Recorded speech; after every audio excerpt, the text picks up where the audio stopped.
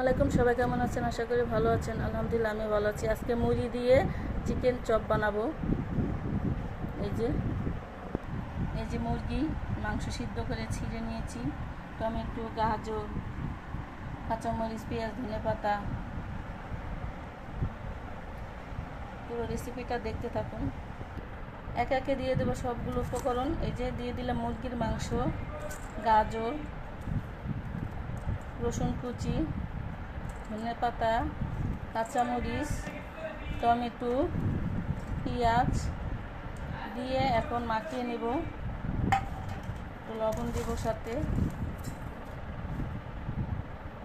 বিকেলে নাস্তা হিসাবে খুব ভালো একটি উপকরণ রেসিপি, আপনারা খেয়ে দেখবেন। বিকেলে নাস্তা অবশ্যই ভিডিওটা বেশি বেশি শেয়ার করে দিবেন, লাইক কমেন্ট করে দিবেন,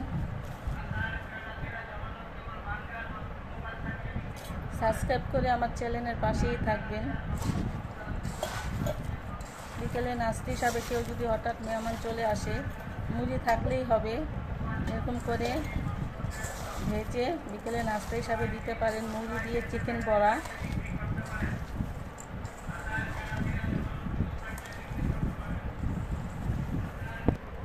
এই যে মুড়িগুলো একে একে সব গোল গোল করে শেপ করে নিচ্ছি। মুড়ি দিয়ে চিকেন বড়া বিকেলে নাস্তা হিসাবে জমে যাবে। একে একে আমার সব বলগুলো বানানো হয়ে গেছে। এই যে দেখুন, মুড়ি দিয়ে চিকেন বল। বল বললেও হবে, বড়া বললেও হবে, বলই বলতে হবে। এখন চলুন চুলার পারে যাই। এই যে তেল বসিয়ে গেছে, এখন দিয়ে দেবে একটা একটা করে মুড়ি দিয়ে চিকেন বল। সবাই বাসায় ট্রাই করে দেখবেন অবশ্যই।